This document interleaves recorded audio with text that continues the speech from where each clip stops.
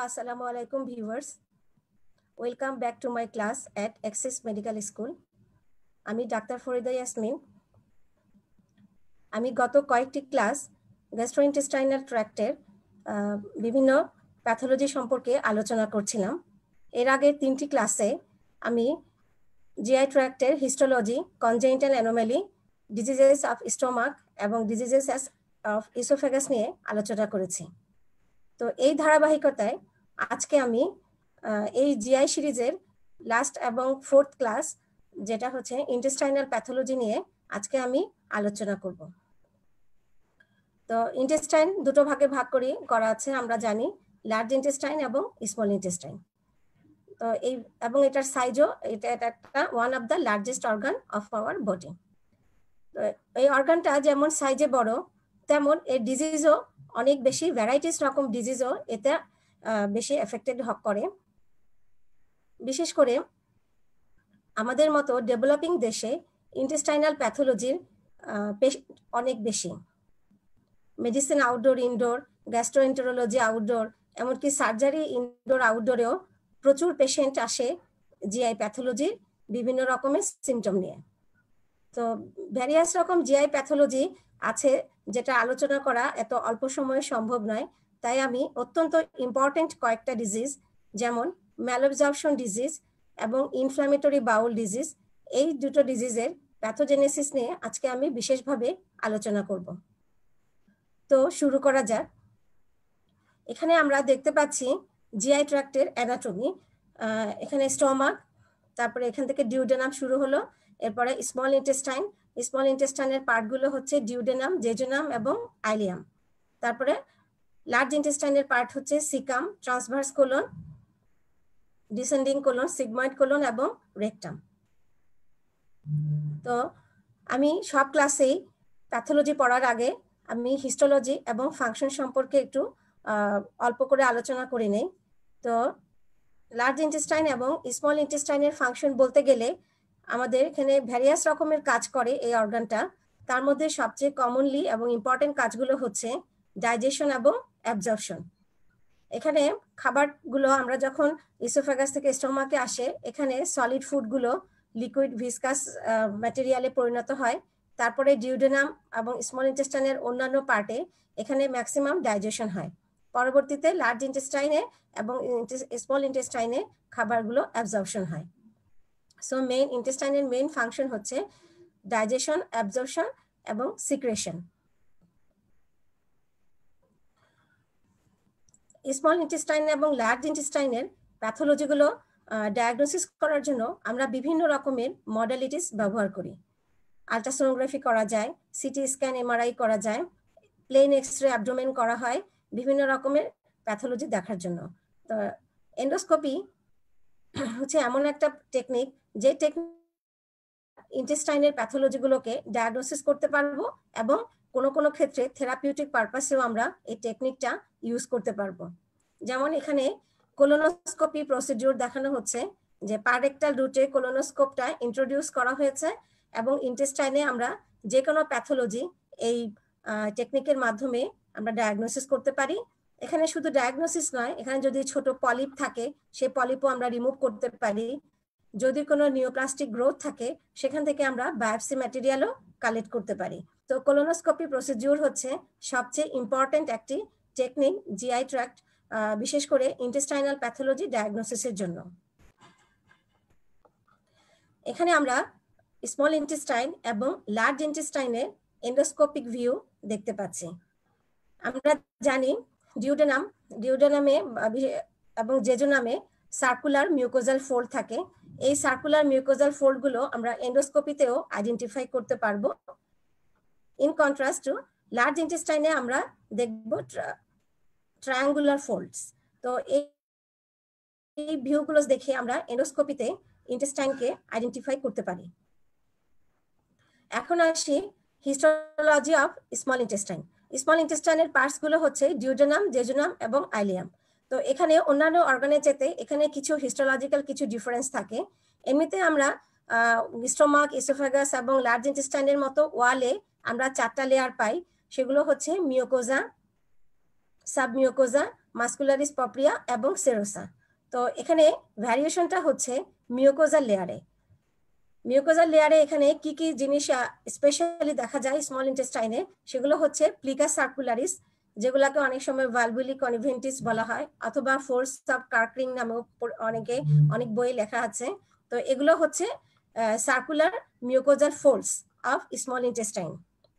Small ইন্টেস্টাইনের আরেকটা criteria হচ্ছে এখানে মিউকোজাতে ফিঙ্গার লাইক প্রজেকশন অথবা ভিলাস থাকে। তারপরে হচ্ছে ইন্টেস্টাইনাল এই যে ভিলাসের অভ্যন্তরে লিমফ্যাটিক চ্যানেল, যেগুলোকে ল্যাকটিয়ালস বলা হয়, খাবার অ্যাবজর্পশনের জন্য অত্যন্ত প্রয়োজনীয় একটা স্ট্রাকচার। আর হচ্ছে ইন্টেস্টাইনাল গ্ল্যান্ডস।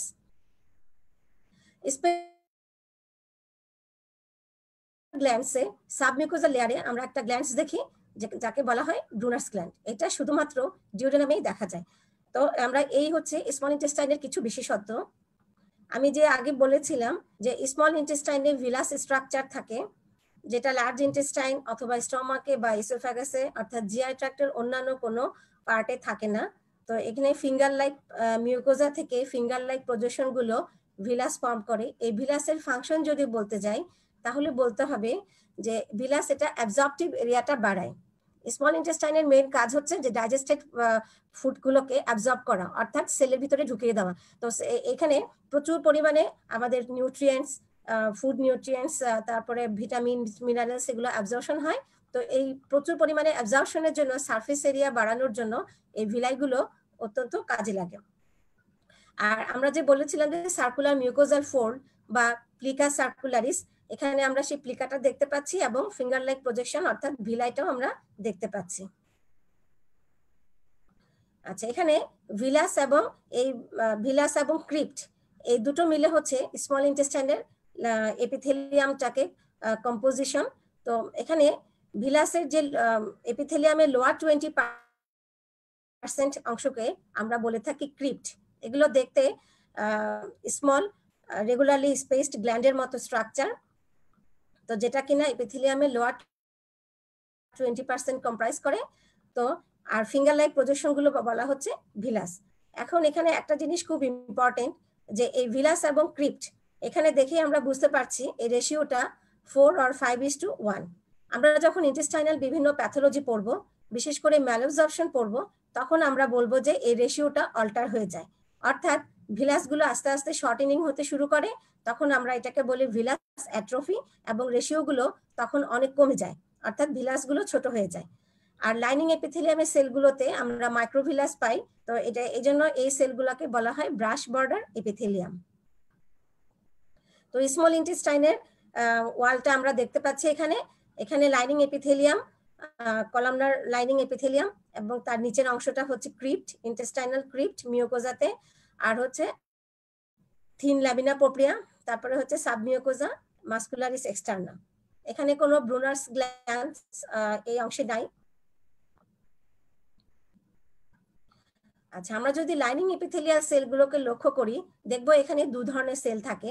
একটা হচ্ছে অ্যাবজর্পশন করার যে কাজগুলো করে যে সেলগুলো, অ্যাবজর্পটিভ সেল অথবা এন্টেরোসাইট বলে। আর এর ফাঁকে ফাঁকে থাকে গবলেট সেল, যেটা কিনা এই ইন্টেস্টাইনের একটা ইউনিক ফিচার, যে গবলেট সেলগুলো মিউসিন সিক্রেট করে, আর অ্যাবজর্পটিভ সেলগুলো হচ্ছে আমাদের ফুড নিউট্রিয়েন্টস এবং ভিটামিনস, মিনারেলস, ওয়াটার, এই পার্টিকলস গুলোকে অ্যাবজর্ব করে। এখানে আমরা ডিওডেনামের হিস্টোলজি দেখতে পাচ্ছি। তো ডিওডেনামের ভিলাস গুলোর একটা ইউনিক ক্যারেক্টার হচ্ছে যে এগুলো লিফ লাইক, অর্থাৎ পাতার মতো একটু চ্যাপ্টা থাকে, আর এগুলোকে বলা হয় শর্ট এন্ড লিফ লাইক। আর এর সাবমিউকোজাতে আমরা এই যে গ্ল্যান্ডস দেখতে পাচ্ছি, মিউসিন সিক্রেটিং গ্ল্যান্ডস, এগুলোকে বলা হয় Brunner's glands. So ডিওডেনামের unique feature হচ্ছে লিফ লাইক ভিলাই এবং ব্রুনার্স গ্ল্যান্ডস। আচ্ছা, জেজুনামের যে ভিলাইগুলো, এগুলো থাকে টল সিলিন্ড্রিক্যাল, বলা হয় ফিঙ্গার শেপের, অর্থাৎ আঙ্গুলের মতো একটু টল এবং সিলিন্ড্রিক্যাল থাকে। এবং এতে কোনো এখানে গবলেট সেল এবং অ্যাবজর্পটিভ সেলগুলোকে আমরা অল্টারনেটলি সাজানো দেখতে পাচ্ছি। বাকি অন্যান্য অংশের মতোই এখানেও কোনো ব্রুনার্স গ্ল্যান্ডের অবস্থান নেই। আইলিয়ামকে আমরা চিনতে পারবো একটা ইউনিক ফিচার হচ্ছে পেয়ার্স প্যাচেস, অর্থাৎ লিম্ফয়েড অ্যাগ্রিগেট বা লিম্ফয়েড ফলিকল, যেটা কিনা সাবমিউকোজাল লেভেলে প্রচুর পরিমাণে থাকে।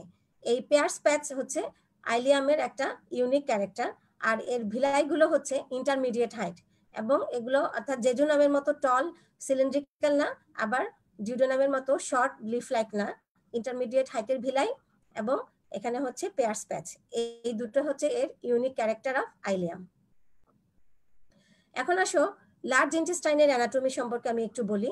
লার্জ ইন্টেস্টাইন শুরু হচ্ছে আইলিওসিকাল দিয়ে, তারপরে caecum, ascending colon, hepatic flexure, right hepatic flexure, transverse colon, left hepatic splenic flexure, descending colon, sigmoid colon, rectum, এবং সবার শেষে অ্যানাস। তো এই হচ্ছে লার্জ ইন্টেস্টাইন। আমরা স্মল ইন্টেস্টাইনের যদি লেংথ বলতে যাই তাহলে সেটা হচ্ছে 6 থেকে 7 মিটার। আর in contrast to small intestine, large ইন্টেস্টাইনের লেংথ হচ্ছে 1 থেকে 1.5 মিটার। আচ্ছা, লার্জ ইন্টেস্টাইনের হিস্টোলজিতে আমরা দেখতে পাচ্ছি এখানে কোনো ভিলাস থাকে না, অর্থাৎ এখানে শুধু ফ্ল্যাট লাইনিং এপিথেলিয়াম, এবং এখানেও দুই ধরনের সেল, অ্যাবজর্পটিভ সেল এবং গবলেট সেল থাকে। আর লাইনিং এপিথেলিয়ামের নিচের অংশে যে ইন্টেস্টাইনাল ক্রিপ থাকে, ক্রিপ্টের কম্পোজিশন হচ্ছে এখানে ছোট ছোট রেগুলারলি স্পেসড প্যারালালি অ্যারেঞ্জ হওয়া ছোট ছোট ক্রিপস গুলোকে আমরা এখানে দেখতে পাবো। এখানে আমরা প্যারালালি অ্যারেঞ্জড ক্রিপ্টস গুলো দেখতে পাচ্ছি, এবং এখানে সবচেয়ে বেশি লার্জ ইন্টেস্টাইনে থাকে হচ্ছে গবলেট সেল, সেজন্য এটা বেশি হোয়াইটিশ দেখাচ্ছে। স্মল ইন্টেস্টাইন এবং লার্জ ইন্টেস্টাইনের ডিফারেন্স যদি বলি, যে স্মল ইন্টেস্টাইনে ভিলাই থাকে, লার্জ ইন্টেস্টাইনে কোনো ভিলাই থাকে না। স্মল ইন্টেস্টাইনে টার্মিনাল আইলিয়ামে পেয়ার্স প্যাচেস থাকে, যেটা কিনা আমরা লার্জ ইন্টেস্টাইনে পাই না। বাকি অন্যান্য লেয়ার গুলো একই রকম প্রায়। তো আমরা এতক্ষণ হিস্টোলজি জানলাম লার্জ ইন্টেস্টাইন এবং স্মল ইন্টেস্টাইনের।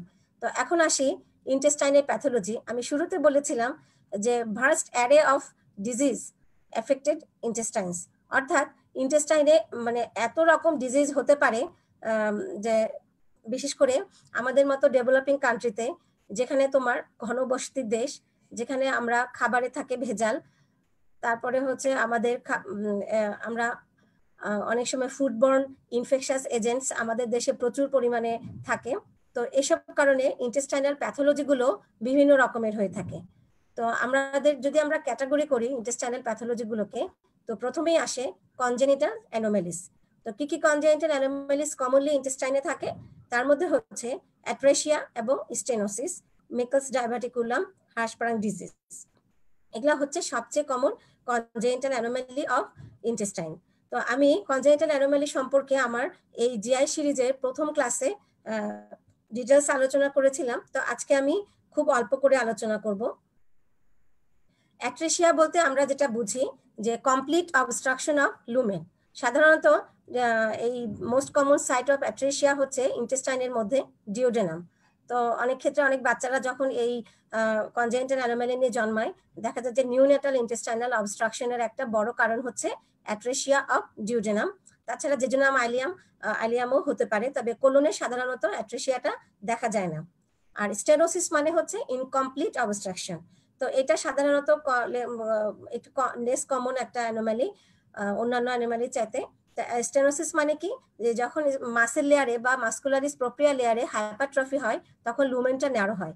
লুমেনটা ন্যারো হয়ে যাওয়ার কারণে ইনকমপ্লিটলি অবস্ট্রাকশন হয়, এটাকে আমরা বলি স্টেনোসিস। ইমপারফোরেট অ্যানাস, এটাও নিউনেটাল ইন্টেস্টাইনাল অবস্ট্রাকশনের আরেকটা কারণ। তো এটা কেন হয় ইমপারফোরেট অ্যানাসটা? যে ক্লোয়াকাল ডায়াফ্রামটা failure of cloacal diaphragm to rupture, cloacal ডায়াফ্রামটা যদি রাপচার না হয় সেই ক্ষেত্রে ইমপারফোরেট অ্যানাস থাকতে পারে। আরেকটা কমন ইম্পর্টেন্ট কনজেনিটাল অ্যানোমালি হচ্ছে মেকলস ডাইভার্টিকুলাম। তো এটা সম্পর্কে আমি আগেও বলেছি। এখানে আমরা ছবি দেখতে পাচ্ছি যে স্মল ইন্টেস্টাইনের ওয়াল থেকে একটা ব্লাইন্ড আউটপাউচিং, আর আউটপাউচিং অফ মিউকোজাকে আমরা বলি ডাইভার্টিকুলাম। তো মেকলস ডাইভার্টিকুলামটা কি?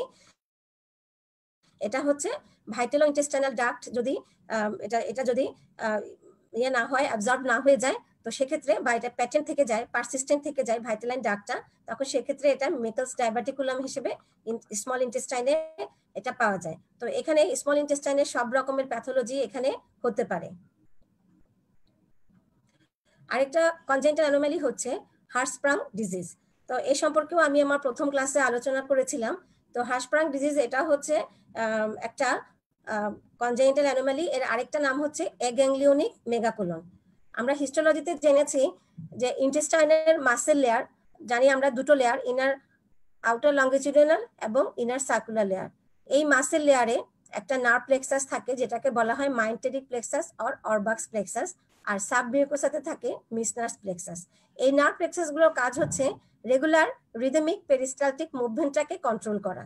তো কোনো কারণে যদি এই নার্ভ এলিমেন্ট গুলো মাইগ্রেশন অ্যারেস্টেড হয়ে যায় নিউরাল ক্রেস্ট থেকে, তখন দেখা যায় যে এই নার্ভ প্লেক্সাস গুলো ডেভেলপ করে না, অথবা যদি ডেভেলপ করেও তাহলে এটা ডিজেনারেশন হয়ে যায় কোনো অ্যাকোয়ার্ড কারণে। তো যখন এই arrested migration of nerve elements into distal part of gut এই জিনিসটা হয়, তখন দেখা যায় যে এই ইন্টেস্টাইনে গ্যাংলিয়ন সেলের অ্যাবসেন্ট থাকে। তো গ্যাংলিয়ন সেলটা হচ্ছে কি এই যে অরবাক্স এবং মিসনার্স প্লেক্সাসের একটা মেইন কম্পোজিশন। তো এই গ্যাংলিয়ন সেল যদি অ্যাবসেন্ট থাকে তাহলে দেখা যায় রিদমিক যে পেরিস্টালসিসটা হওয়ার কথা সেটা হচ্ছে না। তো এতে করে যে অংশে গ্যাংলিয়ন সেল অ্যাবসেন্ট থাকে সেই অংশটা ন্যারো থাকে, আর এর প্রক্সিমাল পার্টে পেরিস্টালসিস হওয়ার কারণে এটা ডাইলেটেড হতে থাকে এবং সেটাকে বলা হয় মেগাকোলন। যেহেতু গ্যাংলিয়নের অ্যাবসেন্সের কারণে মেগাকোলন ডেভেলপ করে, সেজন্য এই ডিজিজটার নাম হচ্ছে গ্যাংলিয়নিক মেগাকোলন। আচ্ছা, এখন আসো আমরা ইন্টেস্টাইনের আরো অন্যান্য প্যাথোলজি গুলো, কনজেনিটাল অ্যানোমালি ছাড়াও অন্যান্য কি কি প্যাথোলজি ইন্টেস্টাইনকে আক্রান্ত করে সেগুলো সম্পর্কে জানবো। তার মধ্যে আমাদের দেশে অনেক বেশি কমন একটা ইন্টেস্টাইনাল প্যাথোলজি হচ্ছে এন্টেরোকোলাইটিস। এন্টেরোকোলাইটিস মানে হচ্ছে ইনফ্ল্যামেশন অফ ইন্টেস্টাইনাল ওয়াল বা ইন্টেস্টাইনাল টিস্যু। তো যখনই কোনো ইনফ্ল্যামেটরি কন্ডিশন হয় তখন আমরা প্রথমেই জানার চেষ্টা করব যে কেন ইনফ্ল্যামেশন হচ্ছে। তো ইনফ্ল্যামেশনের যে মেইন চারটা কারণ আমরা জেনারেল প্যাথোলজিতে পড়ে এসেছি সেগুলো হচ্ছে infectious agents, immunological agents, foreign body এবং টিস্যু ইনজুরি। তো আমরা যখন এই কারণগুলোকে আমরা যদি ক্লিনিক্যাল ম্যানিফেস্টেশন গুলো দেখি তখন আমরা দেখব যে এই কারণগুলোর ভিতরেই কোনো না কোনো কারণে ইন্টেস্টাইনে ইনফ্ল্যামেশন হয়েছে। তো এন্টেরোকোলাইটিস সাধারণত ক্লিনিক্যালি ম্যানিফেস্টেশন হয় ডায়রিয়া, ডিসেন্ট্রি এই সিমটম নিয়ে। আর আবার এন্টেরোকোলাইটিসের আরেকটা কারণ হচ্ছে ইনফেক্টিভ এন্টেরোকোলাইটিস। এখন কি কি ইনফেকশন সাধারণত ইন্টেস্টাইনে হয়? যেহেতু ইন্টেস্টাইনে খাবার ডাইজেশন অ্যাবজর্পশন হয়, সো ফুডবর্ন ইনফেকশাস এজেন্ট গুলাই বেশি ইন্টেস্টাইনাল ওয়ালকে আক্রান্ত করবে। তার মধ্যে আমরা যেসব এজেন্ট পাই যেমন ভাইরাল এজেন্ট, ব্যাকটেরিয়াল, প্যারাসাইট, এগুলো আমরা প্রত্যেকটা অর্গানিজমই ইন্টেস্টাইনকে ইনফ্ল্যামেশন করতে পারে। তো ইনফেকশাস এন্টেরাইটিস এটা একটা অনেক বড় একটা সাবজেক্ট। তো আমি সময় পেলে অন্য কখনো ইনফেকশাস এন্টেরাইটিস নিয়ে আলোচনা করব। তো আজকে আমরা ডায়রিয়ার একটা, আমাদের দেশে প্রচুর পেশেন্ট থাকে ডায়রিয়া নিয়ে আসে। তো এই ডায়রিয়ার একটা বড় কারণ হচ্ছে ম্যালঅ্যাবজর্পশন সিনড্রোম। আমরা ম্যালঅ্যাবজর্পশন সিনড্রোম নিয়ে আমরা আজকে ডিটেইলস আলোচনা করব। তো ম্যালঅ্যাবজর্পশন সিনড্রোমের মধ্যে কি কি ডিজিজ ইনক্লুডেড সেগুলো হচ্ছে coeliac sprue, tropical sprue, Whipple disease এবং ডাইস্যাকারাইডিস ডিফিসিয়েন্সি। তো আজকে আমি সিলিয়াক ডিজিজ নিয়ে ডিটেইলস আলোচনা করব। তো প্রথমে আসি যে ম্যালঅ্যাবজর্পশন সিনড্রোম বলতে আমরা কি বুঝি। তো ম্যালঅ্যাবজর্পশন মানে কি যে ডিফিকাল্টি ইন অ্যাবজর্পশন। যেহেতু ইন্টেস্টাইনের একটা মেইন ফাংশন হচ্ছে ফুড নিউট্রিয়েন্টস এবং ওয়াটার, মিনারেলস, ভিটামিনস এগুলোকে অ্যাবজর্ব করে সেলের ভিতরে নিয়ে যাওয়া এবং সেখান থেকে লিম্ফ্যাটিক চ্যানেল এবং ব্লাড ভেসেলে প্রয়োজন পরিমাণে সাপ্লাই দেওয়া। তো যখন এই খাবারগুলো যখন অ্যাবজর্পশন না হবে তখন কি হবে, এগুলো লুমেনে থেকে যাবে, অর্থাৎ লুমেনের রেসিডিউ পরিমাণটা বেড়ে যাবে এবং পেশেন্ট ডায়রিয়া ডেভেলপ করবে। তো যদি আমরা ডেফিনিশন বলতে যাই তাহলে বলতে হবে malabsorption syndrome is a clinical term that encompass defects occurring during the digestion and absorption of food nutrients by the gastrointestinal tract। অর্থাৎ malabsorption syndrome হচ্ছে gastrointestinal tract-এ ফুড নিউট্রিয়েন্টস এর ডাইজেশন এবং অ্যাবজর্পশনের মধ্যে কোনো ডিফিকাল্টি যদি থাকে সেটাকেই আমরা বলি malabsorption syndrome। তো এখানে কি কি প্রসেসে malabsorption মানে অ্যাবজর্পশন হয়, যেমন প্রথমে হচ্ছে টার্মিনাল ডাইজেশন হচ্ছে, তারপরে হচ্ছে ইন্ট্রাসেলুলার ট্রান্সপোর্ট হচ্ছে এবং ল্যাকটিয়ালে ট্রান্সপোর্ট হচ্ছে। তো এখানে যে কোনো একটা স্টেপেই যদি ডিস্টারবেন্স থাকে তাহলেই এখানে malabsorption সিনড্রোম ডেভেলপ করবে। তো malabsorption সিনড্রোম সাধারণত ক্লিনিক্যালি যেভাবে প্রেজেন্ট করে সেটা হচ্ছে diarrhoea. Diarrhoea is the most common symptomatic complaint. এখন আমরা বলি যে ডায়রিয়ার ডেফিনিশনটা কি বলবো। আমরা জানি যে লুজ স্টুল বা লুজ মোশনকে আমরা ডায়রিয়া হিসেবে অভিহিত করি। তো এর একটা ডেফিনিশন হচ্ছে কি যে increase in stool mass frequency or fluidity typically greater than 200 gram per day. অর্থাৎ একজন মানুষের যদি স্টুল মাস অনেক বেশি হয়, অথবা সে অনেকবার বাথরুমে যায়, টয়লেট করে, অথবা তার স্টুলের বেশি ফ্লুইড থাকে এবং সেটার অ্যামাউন্ট যদি 200 গ্রাম পার ডে হয়, তাহলে আমরা তাকে ডায়রিয়া হিসেবে ডিফাইন করতে পারবো। তো ডায়রিয়ার আমাদের দেশে একটা খুব কমন একটা রোগ। আমরা প্রায় এই ক্লিনিক্যাল সেটিং এ প্রচুর ডায়রিয়া রোগী আমাদেরকে ফেস করতে হয়। সো ডায়রিয়ার কারণগুলো সম্পর্কে আমাদের ডিটেলস জানা উচিত। আচ্ছা, এখন আসি যে ডায়রিয়া সাধারণত চারটা ক্যাটাগরিজ থাকে। Secretory diarrhoea. সিক্রেটরি ডায়রিয়া যখন ইন্টেস্টাইনে অ্যাবজর্পশন কমে যায় এবং সিক্রেশন বেড়ে যায়। আমরা সিক্রেটরি সেলের হিস্টোলজিতে দেখে এসেছি যে যখন সিক্রেটরি সেলগুলোর ফাংশন বেড়ে যাবে, তাহলে লুমেনে ওয়াটার, ইলেকট্রোলাইট, ফুডস, ভিটামিন এগুলো সব সিক্রেট হয়ে যাবে এবং সেটা ডায়রিয়া হিসেবে ম্যানিফেস্টেশন হবে। তো এই স্টুল থাকে আইসোটনিক, এবং পেশেন্ট যদি ফাস্টিংও থাকে, না খেয়েও থাকে, তবুও এই ডায়রিয়াটা কন্টিনিউ করবে। সাধারণত টক্সিন মেডিয়েটেড বা যেসব ব্যাকটেরিয়াল টক্সিন গুলো ডায়রিয়ার এজেন্ট, তাদের যখন ইনফেক্ট করে তখন দেখা যায় সিক্রেটরি ডায়রিয়াটা বেশি পাওয়া যায়। আরেকটা ডায়রিয়া হচ্ছে অসমোটিক ডায়রিয়া। তো অসমোটিক ডায়রিয়া কি? এটা হচ্ছে কি যখন লুমেনে কোনো অসমোটিক্যালি অ্যাক্টিভ পার্টিকেল থাকে উপস্থিত, যেমন কেউ যদি ল্যাকটুলোজ খায় অথবা কোনো ড্রাগস, তারপরে এগুলো যখন লুমেনে থাকে তখন এরা করে কি অসমোসিসের সাহায্যে ওয়াটারকে ধরে রাখে এবং ডায়রিয়া হয়। তো এটাকে বলা হচ্ছে অসমোটিক ডায়রিয়া। আরেকটা কমন ডায়রিয়া হচ্ছে ম্যালোবজর্পটিভ ডায়রিয়া। এখানে যেটা হয় যে ফুড নিউট্রিয়েন্টস, ভিটামিনস, মিনারেলস এগুলো যখন অ্যাবজর্পশন হচ্ছে না, তখন লুমিনে রেসিডুয়াল ম্যাটেরিয়াল থাকে, এবং বিশেষ করে ফ্যাট যদি অ্যাবজর্পশন না হয় তখন রেসিডুয়াল স্টুলে ফ্যাটের পরিমাণ থাকে, এবং পেশেন্ট ক্লিনিক্যালি স্টিয়াটোরিয়া অর্থাৎ ফ্যাট ইন স্টুলে প্রচুর পরিমাণে ফ্যাটের উপস্থিতি থাকে। এটাকে আমরা বলছি ম্যালোবজর্পটিভ ডায়রিয়া। আরেক ধরনের ডায়রিয়া হচ্ছে এক্সুডেটিভ ডায়রিয়া। এটা সাধারণত ইন্টেস্টাইনাল প্যাথোজেন যদি ইনফেক্ট করে, যেমন সিজেলোসিস একটা ব্যাকটেরিয়া, তো এগুলো যখন ইনফেক্ট করে তখন দেখা যায় স্টুলের সাথে পাস থাকে এবং ব্লাড থাকে। তো এগুলোকে বলা হচ্ছে এক্সুডেটিভ ডায়রিয়া। তো আমরা আজকে ম্যালোবজর্পটিভ ডায়রিয়া একটা কারণ হচ্ছে ম্যালঅ্যাবজর্পশন সিনড্রোম, সিলিয়াক ডিজিজ এবং ট্রপিক্যাল স্প্রু, আমরা এই ডিজিজগুলো নিয়ে একটু ডিটেলস আলোচনা করব। আচ্ছা, সিলিয়াক ডিজিজ এটা একটা কমন বা ইম্পর্টেন্ট ম্যালঅ্যাবজর্পশন সিনড্রোম। তো প্রথমে আসি যে সিলিয়াক ডিজিজ কাকে বলবো। আমরা ম্যালঅ্যাবজর্পশনে পড়ে এসেছি যে defect in digestion and absorption of food nutrients, এটা হচ্ছে ম্যালঅ্যাবজর্পশন। তো সিলিয়াক ডিজিজও একটা ম্যালঅ্যাবজর্পটিভ ডিজিজ, তবে এই ডিজিজটার প্যাথোজেনেসিস হচ্ছে একটা ইমিউন মেডিয়েটেড কজে এই ডিজিজটা হয়। তো এটাকে আমরা ডিফাইন করব কিভাবে। এটা হচ্ছে একটা inflammatory autoimmune condition of small intestine triggered by gluten in genetically susceptible individuals. খুব সহজ করে বলতে গেলে আমরা বলবো যে সিলিয়াক ডিজিজ হচ্ছে একটা ম্যালঅ্যাবজর্পশন সিনড্রোম, এবং যদি আমরা ডিজিজ প্যাথোলজিক্যাল ক্যাটাগরি করি তাহলে এটাকে আমরা বলবো এটা একটা ইনফ্ল্যামেটরি ডিজিজ, অর্থাৎ একটা ক্রনিক ইনফ্ল্যামেটরি ডিজিজ, এবং ইনফ্ল্যামেশনের একটা কারণ হচ্ছে ইমিউন মেডিয়েটেড ইনজুরি। তো এটা একটা ইমিউন মেডিয়েটেড ইনজুরি হবে, এবং কাদের হবে? যারা জেনেটিক্যালি সাসেপ্টিবল থাকবে। তাহলে এখানে তিনটা জিনিস হবে। একটা হচ্ছে সিলিয়াক ডিজিজ হচ্ছে ইন্টেস্টাইনে ইনফ্ল্যামেশন হবে, এখানে ইনফ্ল্যামেশনটা কেন হবে? ইমিউন মেডিয়েটেড ইনজুরির কারণে। এবং কাদের হবে? যারা জেনেটিক্যালি সাসেপ্টিবল থাকে। আচ্ছা, যেহেতু এটা ইমিউন মেডিয়েটেড ডিজিজ, সেজন্য এই ডিজিজগুলো শুধুমাত্র জিআই ট্র্যাক্টে সীমাবদ্ধ থাকবে না, এটা বডিতে অন্যান্য অর্গানেও এটা ডিসেমিনেট করতে পারে বা ছড়িয়ে যেতে পারে।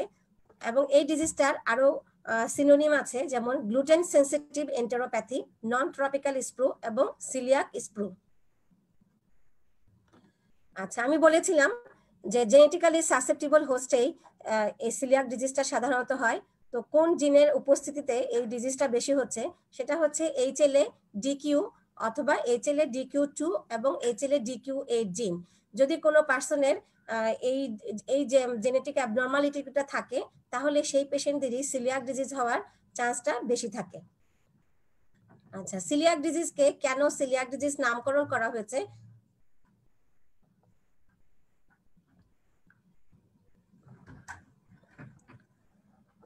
সিলিয়াক ডিজিজকে কেন সিলিয়াক ডিজিজ নামকরণ করা হয়েছে তার একটা ইতিহাস আছে।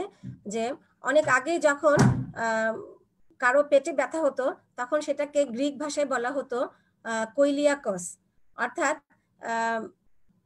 কৈলিয়াকস কথাটার অর্থ হচ্ছে পেইন ইন দ্য বেলি, অর্থাৎ যে কোনো অ্যাবডোমেনের কোনো ডিজিজ হলেই কৈলিয়াকস বলা হতো।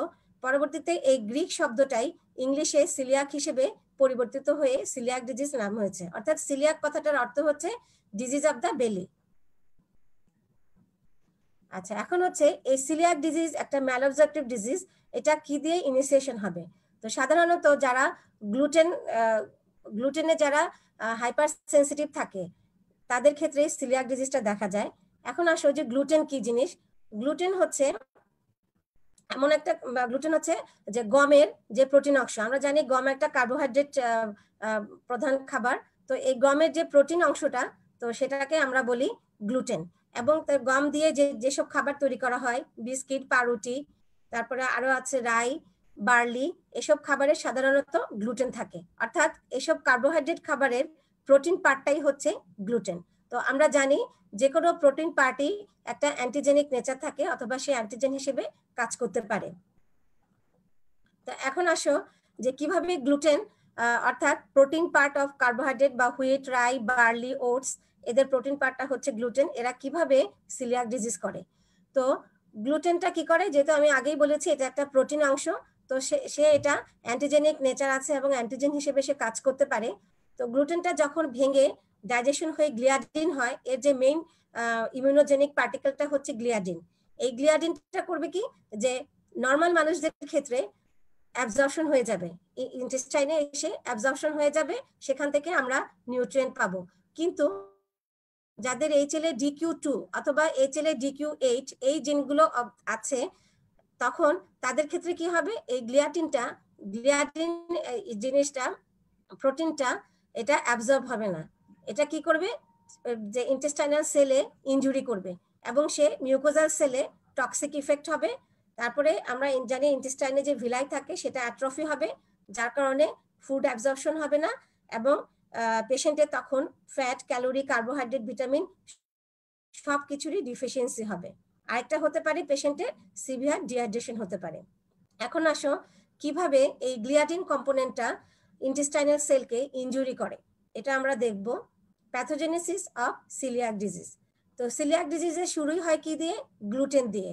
গ্লুটেনটা কোথা থেকে আসে, সেটা হচ্ছে গম, বার্লি, রাই, এইসব খাবারের যে প্রোটিন পার্টটা সেটা হচ্ছে গ্লুটেন।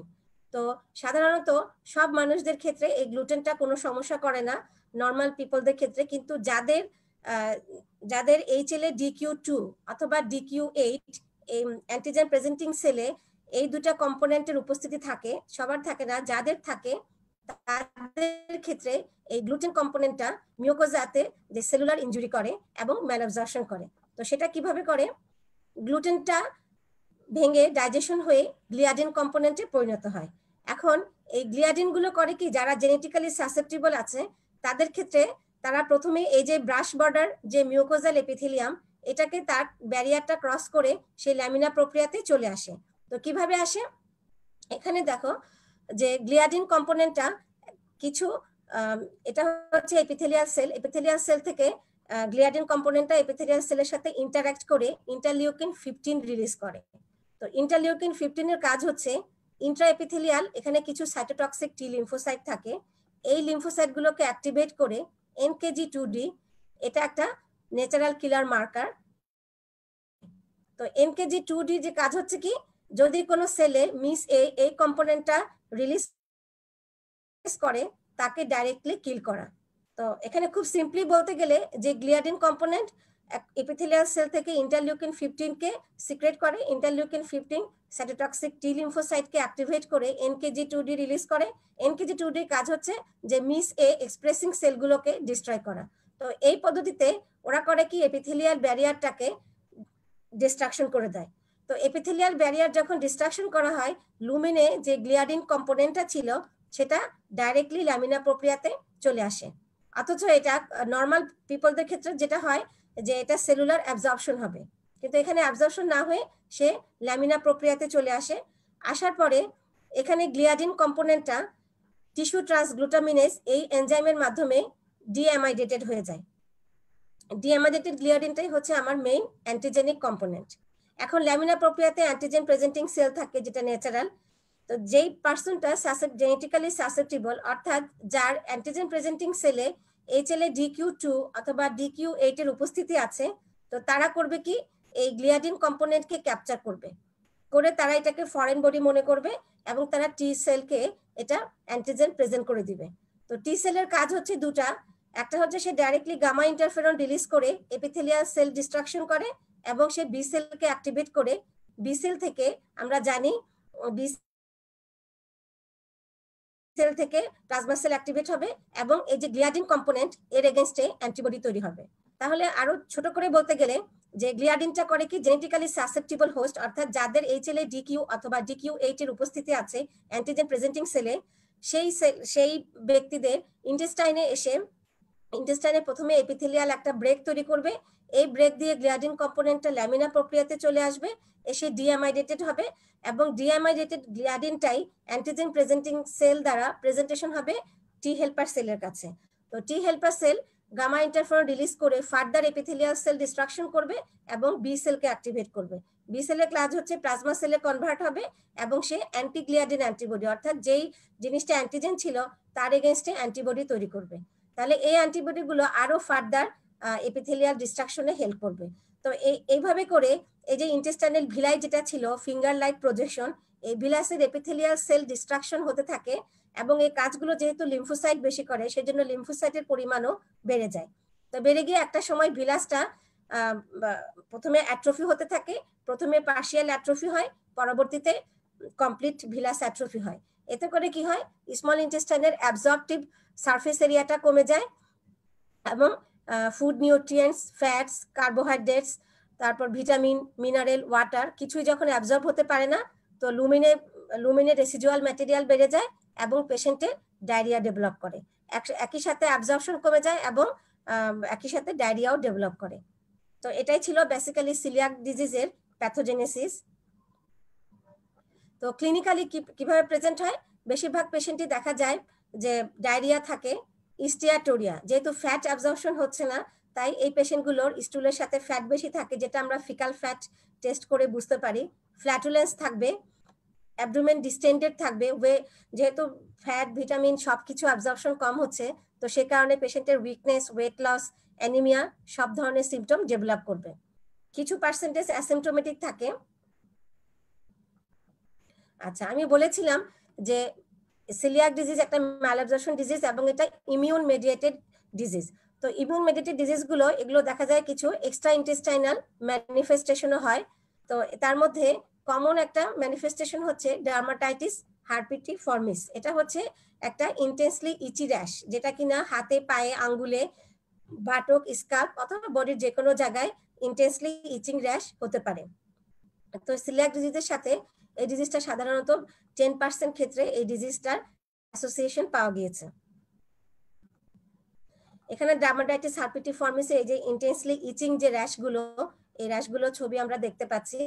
তো আমাদের এটা ইনফরমেশনটা হচ্ছে যে যখন আমরা ডিএইচি পেশেন্ট পাবো, আমরা তাকে অবশ্যই হিস্ট্রি নিব যে তার ম্যালঅ্যাবজর্পশন সিনড্রোমের কোনো সিমটম আছে কিনা, কারণ যেহেতু এই ডিজিজটার সাথে এটার অ্যাসোসিয়েশন আছে, আমাদের হিস্ট্রি নিয়ে এটাকে এক্সক্লুড করতে হবে।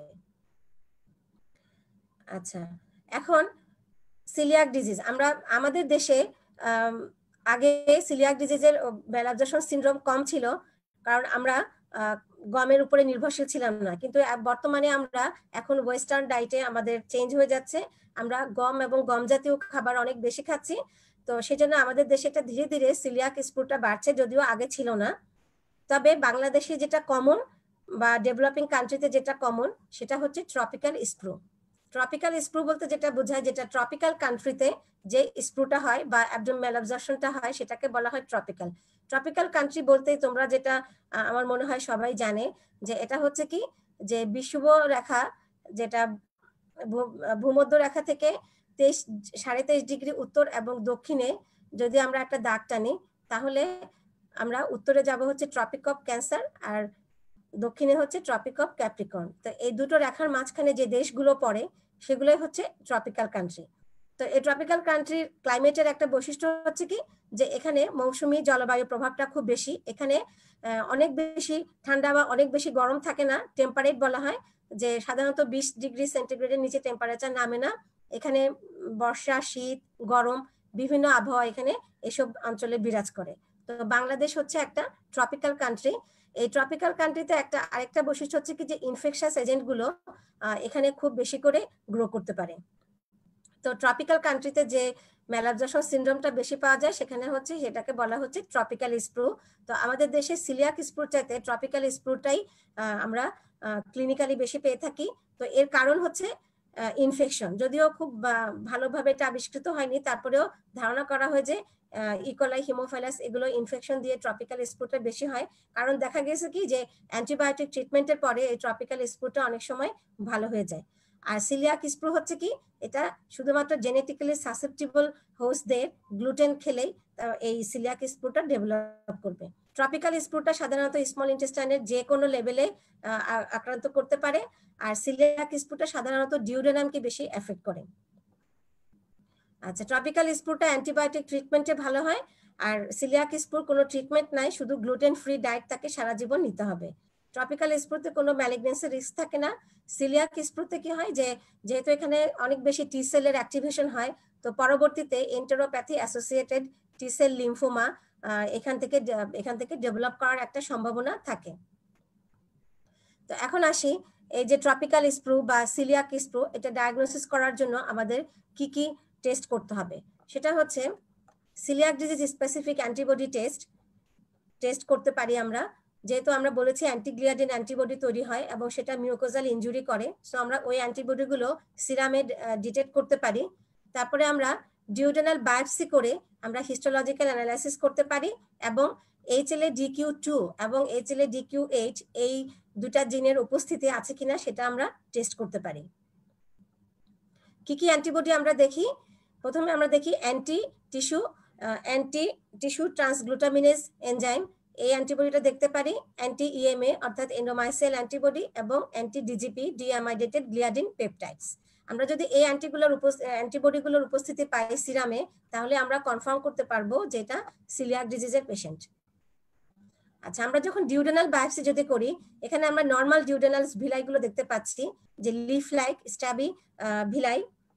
এখানে ভিলাইস যে হাইটটা কমে গিয়েছে, অর্থাৎ এখানে পার্শিয়াল ভিলাস অ্যাট্রফি হয়েছে, আর এখানে তার সাথে ইন্ট্রা এপিথেলিয়াল যে লিম্ফোসাইট সেটারও কাউন্ট অনেক বেশি বেড়ে যায় সিলিয়াক ডিজিজে। আর এখানে দেখতে পাচ্ছি অনেকদিন যাবত সিলিয়াক ডিজিজ থাকার কারণে টোটালি ভিলাসটা এখন আর নাই, অর্থাৎ কমপ্লিট ভিলাস অ্যাট্রফি হয়ে গেছে। তো আমরা যখন এই ভিলাস অ্যাট্রফি দেখি হিস্টোলজিক্যালি এবং তার সাথে আমরা ল্যামিনা প্রক্রিয়াতে প্রচুর লিম্ফোসাইটের উপস্থিতি দেখি, তো এই দুটা জিনিস সাধারণত সিলিয়াক ডিজিজকে ইন্ডিকেট করে। আমরা যদি এন্ডোস্কোপিতেও দেখি যে স্মল ইন্টেস্টাইনে যে ভিলাসগুলো থাকে সেগুলো এন্ডোস্কোপিক্যালিও আমরা দেখি যে ফ্ল্যাটেনিং অফ সার্কুলার ফোল্ডস, অর্থাৎ এখানেও আমরা সেগুলোকে ফ্ল্যাট মিউকোসা দেখতে পাবো। আর হিস্টোলজিক্যালও আমরা ভিলাস অ্যাট্রফি খুব পরিষ্কারভাবে বুঝতে পারছি এখানে। আচ্ছা, এখন হচ্ছে ইন্টেস্টাইনের আমরা ম্যালাবজেশন সিনড্রোম আমি আশা করি তোমরা বুঝতে পেরেছো। তো ইন্টেস্টাইনের আরো একটা ইম্পর্টেন্ট প্যাথোলজি হচ্ছে ইনফ্ল্যামেটরি বাউল ডিজিজ। তো এটা শুধুমাত্র এই ইন্টেস্টাইনকে আক্রান্ত করে সবচেয়ে বেশি। তো ইনফ্ল্যামেটরি বাউল ডিজিজের পেশেন্টও আমাদের দেশে প্রচুর পরিমাণে আমরা দেখি। তো আমরা আজকে এই ইনফ্ল্যামেটরি বাউল ডিজিজের দুটো ডিজিজ, ক্রনস এবং আলসারেটিভ কোলাইটিস, এই দুটো জিনিসের ইটিওলজি এবং প্যাথোজেনেসিস সম্পর্কে ডিটেলস আলোচনা করব। আচ্ছা, ইনফ্ল্যামেটরি বাউল ডিজিজের মধ্যে আমি আগেই বলেছি দুটো জিনিস এর অন্তর্গত, একটা হচ্ছে ক্রনস ডিজিজ আর এটার আরেকটা নাম হচ্ছে রিজিওনাল এন্টেরাইটিস। এটা সাধারণত জিআই ট্র্যাক্টের এনি পার্টকে ইনভলভ করতে পারে। আর আরেকটা ডিজিজ হচ্ছে আলসারেটিভ কোলাইটিস, যেটা শুধুমাত্র কোলন এবং রেকটামকে ইনভলভ করে। তো ইনফ্ল্যামেটরি ডিজিজ বাউল ডিজিজ, তো এটা হচ্ছে এখানেও এটাও একটা ইমিউন মেডিয়েটেড ডিজিজ। একটা ইনফ্ল্যামেশন হবে এবং সেটা ইমিউন মেডিয়েটেড ইনজুরির কারণে এখানে ইনফ্ল্যামেশন হবে। তবে ম্যালাবজেশন সিনড্রোমের চাইতে এখানে কিছুটা ডিফারেন্স আছে যে এই ডিজিজটা কেন হয়, ইনফ্ল্যামেটরি বাউল ডিজিজটা কেন হচ্ছে, যে from a combination of abnormal host interaction with intestinal microbiota, intestinal epithelial dysfunction and aberrant mucosal immune response। অর্থাৎ এখানে তিনটা পয়েন্টস আমাকে খুব ভালো করে বুঝতে হবে। একটা হচ্ছে অ্যাবনর্মাল হোস্ট ইন্টারাকশন হবে কার সাথে? গাটে যে নর্মাল, আমরা জানি আমাদের গাটে প্রচুর পরিমাণে ব্যাকটেরিয়া থাকে, কমেন্সাল ব্যাকটেরিয়া থাকে। এখানে বলা হচ্ছে কি যে আমরা বিভিন্ন জায়গা থেকে জেনেছি যে ইন্টেস্টাইনে যে পরিমাণ মাইক্রোবায়োটা থাকে, লুমিনে যে পরিমাণ ব্যাকটেরিয়া থাকে, তো আমাদের একজন মানুষের শরীরে এত পরিমাণ সেলও থাকে না। অর্থাৎ আমাদের হিউম্যান বডিতে যত পরিমাণ সেল থাকে তার চাইতে অনেক বেশি থাকে ইন্টেস্টাইনাল লুমিনাল ব্যাকটেরিয়াগুলো। তো এই ব্যাকটেরিয়াগুলো সাধারণত আমাদের হেল্প করে। এরা প্যাথোজেনকে, মিউকোজাল সেলকে অ্যাটাক করতে দেয় না, এরা হচ্ছে সবসময় হেল্প করে। তো কিন্তু ইনফ্ল্যামেটরি বাউল ডিজিজ যখন হবে তখন এই কমেন্সাল যে ব্যাকটেরিয়াগুলো এরাই তখন হোস্টের ক্ষতি করতে থাকবে। এখন কিভাবে ক্ষতি করবে বা কেন করবে সেটাই আমরা এখানে দেখব। এখন কাদের ক্ষেত্রে এই ইন্টেস্টাইনাল মাইক্রোবায়োটা ইনফ্ল্যামেটরি চেঞ্জ করবে, সেটা হচ্ছে যারা জেনেটিক্যালি সাসেপ্টেবল থাকবে। অর্থাৎ কিছু জিনের উপস্থিতি যেসব পেশেন্টদের মধ্যে থাকবে তাদের ক্ষেত্রেই এই ইনফ্ল্যামেটরি বাউল ডিজিজটা ডেভেলপ করবে। তো এখানে কিছু জেনেটিক অনেক জিন এখানে ইনভলভ আবিষ্কার করা হয়েছে, তবে সবচেয়ে কমনলি যে জিনগুলো ইনভলভ থাকে ইনফ্ল্যামেটরি বাউল ডিজিজের ডেভেলপমেন্টে সেটা হচ্ছে NOD2, ATG6, 16 এবং IRGM। তো এই জিনগুলোর উপস্থিতিতেই সাধারণত সবচেয়ে বেশি ইনফ্ল্যামেটরি বাউল ডিজিজের দেখা গিয়েছে। তো এই জিনগুলোর রোল কি? যে এই জিন থেকে আমরা জানি জিনের প্রোডাক্ট হচ্ছে একটা প্রোটিন। তো এই জিনগুলো থেকে যে প্রোটিনটা এনকোড করে সেই প্রোটিনটা এই যে গাট লুমিনে যে ব্যাকটেরিয়াগুলো থাকে এই ব্যাকটেরিয়াগুলোকে তারা ইনফ্লুয়েন্স করে, এই ব্যাকটেরিয়াগুলোকে তারা অ্যাটাচমেন্ট করে মিউকোজাল এপিথেলিয়াল সেলের সাথে। তো এই জিন যদি না থাকতো তাহলে এই গাট লুমেনের যে ব্যাকটেরিয়াগুলো তারা কখনো মিউকোজাল ব্যারিয়ারটা ক্রস করতে পারতো না। তো এখানেই হচ্ছে জেনেটিক্সের রোল। এখন আসি যে মিউকোজাল ইমিউন রেসপন্সটা কি। সেটা হচ্ছে কি, এই যে যারা জেনেটিক্যালি সাসেপ্টেবল যেসব পেশেন্ট আছে তো তাদের ক্ষেত্রে ইন্টেস্টাইনাল যে ব্যাকটেরিয়াগুলো যারা সাধারণত কমেন্সাল হিসেবে থাকে, যারা কোনো ক্ষতি করে না, সেই ব্যাকটেরিয়াগুলো করে কি যে জেনেটিক্যালি সাসেপ্টেবল পেশেন্টদের ক্ষেত্রে মিউকোজাল ব্যারিয়ারটা ক্রস করে ফেলে। এখন এই মিউকোজাল ব্যারিয়ার যে ক্রস করবে, এই ক্রস করতে হেল্প করে হচ্ছে tumour necrosis factor. Tumour necrosis factor কোথা থেকে আসে? যখন ব্যাকটেরিয়াগুলো যখন মিউকোজাল ব্যারিয়ার ক্রস করে আসে তখন এই অ্যান্টিজেন প্রেজেন্টিং সেল, যেটা ডেনড্রাইটিক সেল হিসেবে পরিচিত, মিউকোজাতে থাকে। তো এরা করে কি এই ব্যাকটেরিয়াল কম্পোনেন্টগুলোকে রিকগনাইজ করে ওরা টি হেল্পার সেলকে অ্যাক্টিভেট করে দেয়। CD4 টি হেল্পার 1 সেলকে অ্যাক্টিভেট করে। CD4 1 সেল তখন সে অন্যান্য টি হেল্পার সেলকে অ্যাক্টিভেট করে। খুব সিম্পলি বলতে গেলে এখানে একটা ইমিউন মেডিয়েটেড একটা রিয়াকশন হয়। অর্থাৎ আমি আবার বলছি যে জেনেটিক্যালি সাসেপ্টেবল পেশেন্টদের ক্ষেত্রে যে লুমিনাল ব্যাকটেরিয়াগুলো এপিথেলিয়াল ব্যারিয়ারকে ক্রস করতে পারে, ক্রস করে তারা করে কি অ্যান্টিজেন প্রেজেন্টিং সেল দ্বারা প্রেজেন্টেড হয় কার কাছে? টি হেল্পার সেলের কাছে। তো টি হেল্পার সেল তখন বিভিন্ন রকমের সাইটোকাইন এবং কেমিক্যাল মেডিয়েটর রিলিজ করে, তার মধ্যে একটা হচ্ছে টিউমার নেক্রোসিস ফ্যাক্টর। এই টিউমার নেক্রোসিস ফ্যাক্টর করে কি ফার্দার মিউকোজাল ইনজুরি করে এবং গাট লুমিনের যে ব্যাকটেরিয়াগুলো সেগুলোকে ল্যামিনা প্রক্রিয়াতে ঢুকে যেতে আরো বেশি হেল্প করে। তাহলে একদিক দিয়ে গাট লুমেন চলে আসলো, একদিক দিয়ে ইমিউন রেসপন্স হলো এবং এপিথেলিয়াল ব্যারিয়ারটা ডিস্ট্রয় হয়ে গেল। তো এই সব কিছু মিলে এখানে একটা, এবং সবার শেষে কি হবে, এখানে একটা ক্রনিক ইনফ্ল্যামেটরি একটা কন্ডিশন তৈরি হবে। অর্থাৎ এখানে ইনফ্ল্যামেটরি সেল অ্যাকুমুলেশন হবে, এখানে ইডিমা হবে এবং ইনফ্ল্যামেশনের অন্যান্য ইভেন্টস গুলো এখানে তৈরি হবে। তাহলে আমি খুব সিম্পলি বলতে গেলে যে প্যাথোজেনেসিস অফ আইবিডি হচ্ছে কি, যে গাট লুমেন যখন লুমেনের ব্যাকটেরিয়াগুলো যখন এপিথেলিয়াল ব্যারিয়ার ক্রস করে ফেলে তখন সেখানে একটা ইমিউন রিয়াকশন হয় এবং ইমিউন রিয়াকশনের কারণে ফার্দার এপিথেলিয়াল ড্যামেজ হতে থাকে। তাহলে আমরা যখন দেখব যে এই হিস্টোলজিক্যালি আলসার হচ্ছে, ফিস্টুলা হচ্ছে, ইনফ্লামেশন হচ্ছে, তাহলে এই সবগুলো জিনিসই হচ্ছে এই যে ব্যারিয়ার ফাংশনটা লস হওয়ার কারণে।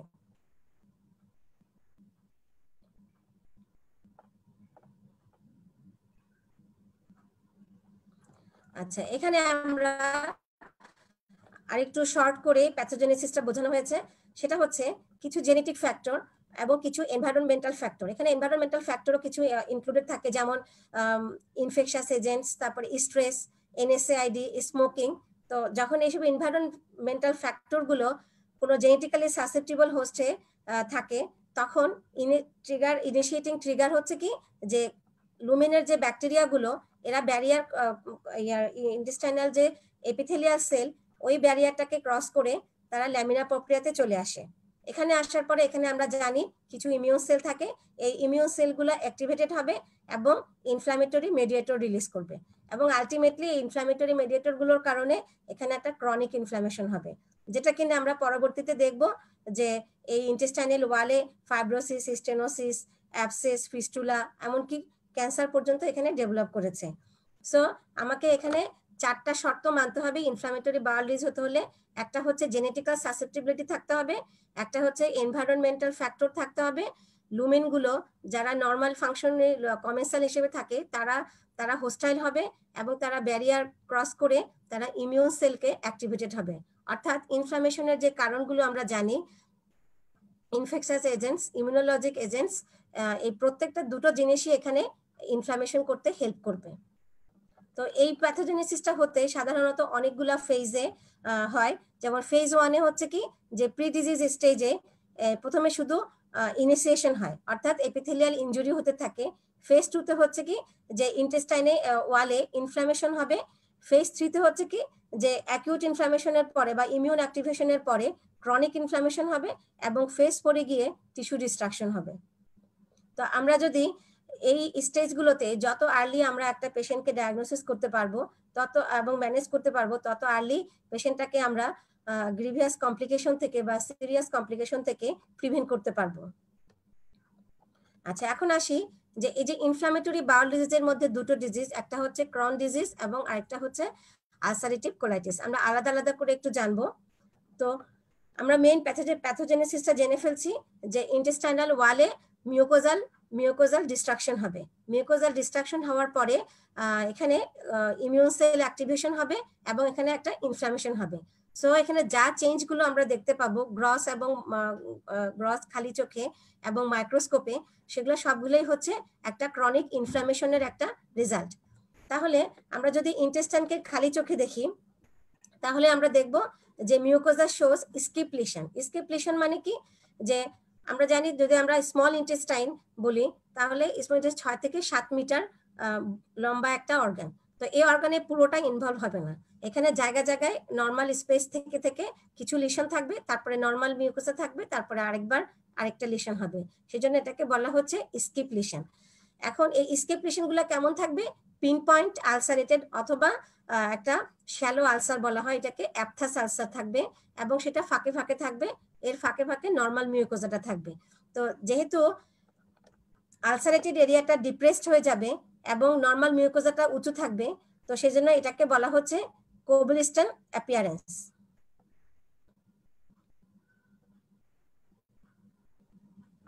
আচ্ছা, তারপরে এই ক্রনস ডিজিজের ইনফ্লামেশনটা থাকবে কোথায়? Transmural involvement. অর্থাৎ আমরা ট্রান্সমুরাল বলতে বুঝবো কি যে lining epithelium, lamina প্রোপ্রিয়া, muscularis mucosa, সাবমিউকোজা এবং মাস্কুলারিস প্রোপ্রিয়া, সেরোসা পর্যন্ত প্রত্যেকটা লেয়ারেই ইনফ্লামেশন থাকবে। তো সেজন্য এটাকে বলা হচ্ছে ট্রান্সমুরাল ইনভলভমেন্ট। আর সেরোসাতে কি থাকবে? ক্রিপিং ফ্যাট বলতে বোঝায় কি যে মেজেন্টারিক ফ্যাটগুলো এক্সটেনশন করে সেরোসাকে কভার করে ফেলবে, এটাকে বলা হয় ফ্যাট র্যাপিং অথবা ক্রিপিং ফ্যাট। আর আর্লি লিশন আমরা পাবো কি? আমরা ইন্টেস্টাইনাল ওয়ালে অ্যাপথাস আলসার পাবো। আচ্ছা, আমি এখানে একটু আগে বলা উচিত ছিল যে এই যে ইনফ্ল্যামেটরি বাউল ডিজিজ ডায়াগনোসিস করতে গেলে আমরা কি কি টেকনিক অ্যাপ্লাই করি, তার মধ্যে একটা হচ্ছে এন্ডোস্কোপি। এখানে আমরা করব কোলোনোস্কোপির মাধ্যমে আমরা ইনফ্ল্যামেটরি বা কোনো আলসারগুলো ডায়াগনোসিস করব। কোলোনোস্কোপি করে আমরা বায়োপসি করে হিস্টোপ্যাথোলজি করব, অনেক সময় এক্সরে বা আলট্রাসোনোগ্রাফি করতে পারি, হেমাটোলজিক্যাল টেস্ট এবং মাইক্রোবায়োলজিক্যাল টেস্ট আমরা করতে পারি। তারপর এই যে ক্রনস ডিজিজ যে আমি আলোচনা করছি, তো যিনি ক্রনস বারিল বার্নার্ড ক্রন, এনার নামে ডিজিজটা বলা হচ্ছে এখন। তো এনার একটা হিস্ট্রি আছে কি যে উনি এবং ওনার দুজন কলিগ জিঞ্জবার্গ এবং ওপেনহাইমার, ওনারা তিনজন নিউ ইয়র্কের একটা হসপিটালে 14 জন পেশেন্ট পেয়েছিলেন একই সিমটম নিয়ে, অ্যাবডোমিনাল পেইন, ফিভার, তারপরে ডায়রিয়া, ক্রনিক ডায়রিয়া এবং পাররেক্টাল ব্লিডিং। তো একই ধরনের সিমটম নিয়ে এই 14 জন পেশেন্টকে স্টাডি করে তো ওনারা ডিজিজটাকে বলেছেন টার্মিনাল আইলিয়াটিস। তো এটার উপরে ওনারা একটা পেপার তৈরি করেছেন। তো এই পেপারে প্রথম মেইন রাইটার ছিলেন এই ক্রন সাহেব। সো ওনার নামেই এখন আমরা ডিজিজটাকে ক্রনস ডিজিজ বলি। আচ্ছা, এই ক্রনস ডিজিজটা সাধারণত কোন কোন এরিয়াতে ইনভলভ করে সেটা ডিপেন্ড করে টার্মিনাল আইলিয়াম, আইলিওসিক্যাল ভালভ এবং সিকাম। এখানে দেখা যাচ্ছে এগুলো রাইট সাইডেড ইন্টেস্টাইনকেই বেশি এফেক্ট করে, সো এটাকে রাইট সাইডেড ডিজিজও বলা হয় অনেক সময়। যেমন এখানে আমরা দেখতে পাচ্ছি আইলিওসিক্যাল ভালভ, সিকাম, টার্মিনাল আইলিয়াম, এই এরিয়াগুলোতে বেশি ক্রনস ডিজিজ এফেক্টেড হয়। কোলনও যদি মাঝে মাঝে হতে পারে, যেমন রেকটাম এবং কোলনের বিভিন্ন পার্টেও এটা এক্সটেন্ড করতে পারে। আর এর অপোজিটে আলসারেটিভ কোলাইটিসটা সাধারণত রেকটাম থেকে শুরু হয়ে প্রক্সিমালি ডিস্টেনশন হয়। তাহলে ক্রনস ডিজিজের একটা ক্রাইটেরিয়া হচ্ছে স্কিপ লিশন, অর্থাৎ আলসারটা থাকবে ফাঁকে ফাঁকে, অর্থাৎ দূরে দূরে থাকবে, তারা কন্টিনিউয়াস ফ্যাশনে থাকবে না। ক্রনস ডিজিজের আরেকটা ক্রাইটেরিয়া হচ্ছে স্ট্রিকচার। এখানে স্ট্রিকচার মানে কি, যে বাউলের ইন্টেস্টাইনাল ওয়ালের ইন্টেস্টাইনাল লুমেনটা ন্যারো হয়ে যাবে। লুমেনটা কেন ন্যারো হয়? যখন আমরা মাসেলের হাইপারট্রফি হয়। তো এখানে দেখা গেছে কি যে ট্রান্সমুরাল ইনফ্লামেশন হচ্ছে এবং বাউল ওয়ালের যে হিস্টোরিতে আমরা দেখেছি মাসকুলারিস মিউকোজা লেয়ারে একটা স্মুথ মাসেল থাকে, সেখানে হাইপারট্রফি হয়। এমনকি সাব মিউকোসাতে যেখানে কোনো মাসেল ফাইবার থাকার কথা না, সেখানেও মাসেল ফাইবার রিপ্লেসমেন্ট হয়। আবার মাসকুলার প্রপ্রিয়া যে লেয়ারটা, সেটাও হাইপারট্রফি হয়। তো এই সব কিছু কারণে মাসেল ওয়াল থিকেনিং এর কারণে লুমেনটা ন্যারো হয়ে যায়। প্রথমে স্টেনোসিস হয়, পরবর্তীতে অবস্ট্রাকশন হয়ে যায়, তখন সেটাকে বলা হয় স্ট্রিকচার। সো আমরা ইন্টেস্টাইনাল অবস্ট্রাকশনের একটা অন্যতম কারণ হচ্ছে ক্রনস ডিজিজ, যেটা কিনা যেখান থেকে অনেক দিন থাকলে স্ট্রিকচার ডেভেলপ করতে পারে। আচ্ছা, ক্রনস ডিজিজের আমি আরেকটা ক্রাইটেরিয়া বলেছিলাম যে আলসারটা থাকবে ডিপ্রেসড এবং তার ঠিক পাশেই থাকবে হেলদি মিউকোসা। হেলদি মিউকোসাটা উঁচু থাকবে এবং ডিজিজ মিউকোসাটা নিচু থাকবে। তো সেই উঁচু নিচু থাকার কারণে এটাকে বলা হচ্ছে কোবলস্টোন অ্যাপিয়ারেন্স। আমরা লেফট সাইডের ফিগারটা দেখছি কোবলস্টোন, অর্থাৎ যখন পাথর থাকে, পাথরটার পাশে নিচু জায়গা থাকে এবং পাথরটা উঁচু থাকে, তো এই একই রকম দেখতে বলে এটাকে বলা হচ্ছে কোবলস্টোন অ্যাপিয়ারেন্স। অর্থাৎ ডিজিজড মিউকোসাটা ডিপ্রেস থাকবে আর হেলদি মিউকোসাটা উঁচু থাকবে। এটা আমরা এন্ডোস্কোপিক্যালি এই কোবলস্টোন অ্যাপিয়ারেন্সটা আইডেন্টিফাই করতে পারি। আচ্ছা, ক্রনস ডিজিজের আরেকটা ক্রাইটেরিয়া হচ্ছে ক্রিপিং ফ্যাট। আমি আগেই বলেছি, অর্থাৎ মেজেন্টেরিক ফ্যাটটা হোল অফ দ্য সেরোসাকে র্যাপিং করে ফেলবে। তো এটাকে অথবা ফ্যাটটাকে এক্সটেনশন হবে, এটা হচ্ছে ক্রনস ডিজিজের আরেকটা বৈশিষ্ট্য। একদিক দিয়ে ফাইব্রোসিস হচ্ছে, আরেক দিক দিয়ে ফ্যাট এক্সটেনশন হচ্ছে। সো লুমেনটাকে এটা ন্যারো করে ফেলছে। আচ্ছা, এখন আমরা তাহলে গ্রসে আমরা দেখেছি কি, খালি চোখে আমরা কি কি দেখলাম, যে স্কিপ লিশন, স্ট্রিকচার, কোবলস্টোন অ্যাপিয়ারেন্স এবং ক্রিপিং ফ্যাট। এখন যদি আমরা এখান থেকে বায়োপসি নিয়ে মাইক্রোস্কোপে দেখি, তাহলে আমরা কি কি পাবো? আমরা দেখব কি, যে whole thickness of the mucosa layer, অর্থাৎ surface epithelium, lamina propria, muscularis mucosa, submucosa এবং মাসকুলারিস প্রোপ্রিয়া, প্রতিটা লেয়ারে আমরা ইনফ্লামেটরি সেল পাবো।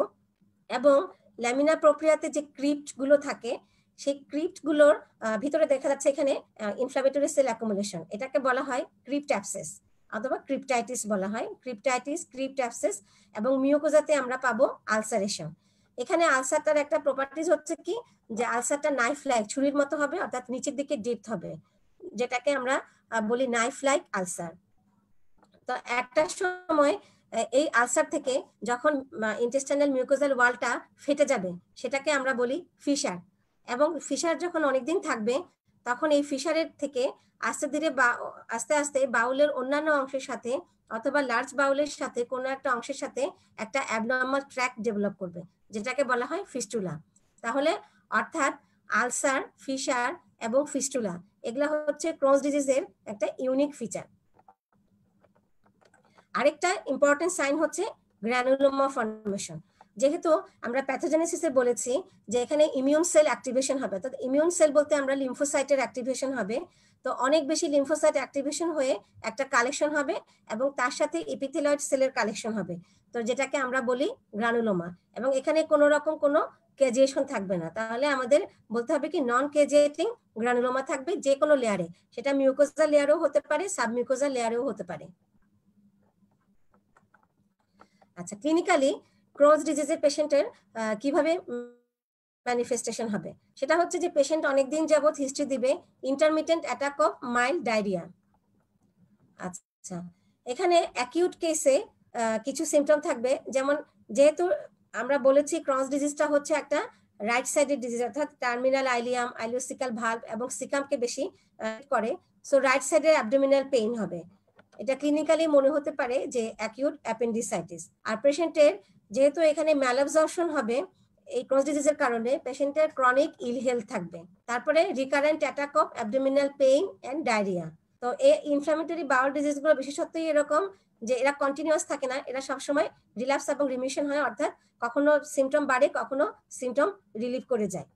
লো গ্রেড ফিভার থাকতে পারে এবং রাইট ইলিয়াক ফোসাতে একটা টেন্ডার মাস পাওয়া যেতে পারে। তো এই সিমটম গুলো হচ্ছে ক্রনস ডিজিজের। আমাদের এইসব পেশেন্ট সিমটম নিয়ে যখন আমাদের কাছে আসে, তখন আমরা কি করব, একটা কোলোনোস্কোপির মাধ্যমে বায়োপসি করে হিস্টোপ্যাথোলজি করে আমরা একে ডায়াগনোসিস করার চেষ্টা করব। আচ্ছা, ক্রনস ডিজিজটা যেহেতু একটা ইনফ্ল্যামেটরি ডিজিজ এবং ইমিউন মেডিয়েটেড, এখানে একটা রোল আছে ইমিউনিটির, তো সো এই ডিজিজটাও শুধুমাত্র ইন্টেস্টাইনেই সীমাবদ্ধ থাকবে না, এই ডিজিজটাও বডির অন্যান্য পার্টসকে ইনভলভ করতে পারে। তো তার মধ্যে কমনলি যেই বডি পার্টস গুলোকে এরা ইনভলভ করে, তার মধ্যে হচ্ছে আইয়ে কি করতে পারে, এপিস্ক্লেরাইটিস এবং ইউভিআইটিস। তারপরে ওরাল ক্যাভিটিতে স্টোমাটাইটিস করতে পারে, অ্যাপথাস আলসার করতে পারে। লিভারে ফ্যাটি লিভার বা স্টিয়াটোসিস করতে পারে। বিলিয়ারি ট্র্যাক্টে গল স্টোন এবং স্ক্লেরোজিং কোলাঞ্জাইটিস করতে পারে। কিডনিতে stone, hydronephrosis, urinary tract infection করতে পারে। স্কিনে আমরা দেখতে পাচ্ছি ইরাইথিমা নোডোসাম, পায়োডার্মা গ্যাংগ্রিনোসাম, এই ম্যানিফেস্টেশন নিয়ে থাকতে পারে। জয়েন্টস গুলোতে স্পন্ডিলাইটিস, স্যাক্রোআইলাইটিস এবং পেরিফেরাল আর্থ্রাইটিস হতে পারে। আর কি ভেনাস সিস্টেমে এটা ফ্লেভাইটিস, অর্থাৎ ভেনাস ইনফ্ল্যামেশনও করতে পারে। তাহলে আমরা এটা দেখতে পেলাম যে ক্রনস ডিজিজের একটা ভাস্ট অ্যারে অফ স্পেকট্রাম, অর্থাৎ সে হোল বডিতে বিভিন্ন সিস্টেমকে সে ইনভলভ করতে পারে। তো এটা জানার উদ্দেশ্য কি, যে আমাদের কাছে কোনো পেশেন্ট যখন এই ধরনের সিমটম নিয়ে আসে, তখন অবশ্যই আমাকে তার বাউল হ্যাবিটের হিস্ট্রি নিতে হবে, তার ডায়েটারি হিস্ট্রি নিতে হবে, এবং তাকে ক্রনস ডিজিজ অবশ্যই আমাদেরকে এক্সক্লুড করতে হবে। আচ্ছা, এই কমপ্লিকেশন গুলো আবার বলেছি যে ইন্টেস্টাইনাল কমপ্লিকেশনের মধ্যে আমি আগেই বলেছি যে অনেকদিন যাবত ক্রনিক ইনফ্লামেশনের কারণে, ফাইব্রোসিসের কারণে স্ট্রিকচার হতে পারে, অন্য আরেকটা অর্গানের সাথে একটা অ্যাবনর্মাল কানেকশন হয়ে ফিস্টুলা হতে পারে, বাউল ওয়ালটা পারফোরেশন হতে পারে, অ্যাবসেস হতে পারে, এবং অনেকদিন যাবত ক্রনস ডিজিজের পেশেন্টের নিওপ্লাসিয়া, অর্থাৎ যে কোনো ক্যান্সার ডেভেলপ করতে পারে। সিস্টেমিক কমপ্লিকেশনের মধ্যে আর্থ্রাইটিস, স্পন্ডিলাইটিস, এপিস্ক্লেরাইটিস, উভিআইটিস, এগুলো বিভিন্ন সিমটম ডেভেলপ করতে পারে। আচ্ছা, তো আমার মনে হয় আমি ক্রনস ডিজিজ সম্পর্কে আলোচনা করেছি, আশা করি সবাই বুঝতে পেরেছো। এখন হচ্ছে ইনফ্ল্যামেটরি বাউল ডিজিজের আরেকটা ইম্পর্টেন্ট পার্ট হচ্ছে আলসারেটিভ কোলাইটিস, যেটা কিনা হিস্টোলজিক্যালি এবং ক্লিনিক্যালি সিমটম দিয়ে ক্রনস ডিজিজের সাথে খুবই মিমিক করে। তো সেজন্য আমাকে এই ডিজিজটা সম্পর্কেও খুব ভালো জানতে হবে। তো এই ডিজিজটা সাধারণত 20 থেকে 30 বছর বয়সের মানুষদের বেশি আক্রান্ত করে, আর হচ্ছে কি মহিলাদের একটু বেশি হয় আলসারেটিভ কোলাইটিস, আর ক্রনস ডিজিজটা হচ্ছে মেলে বেশি হয়।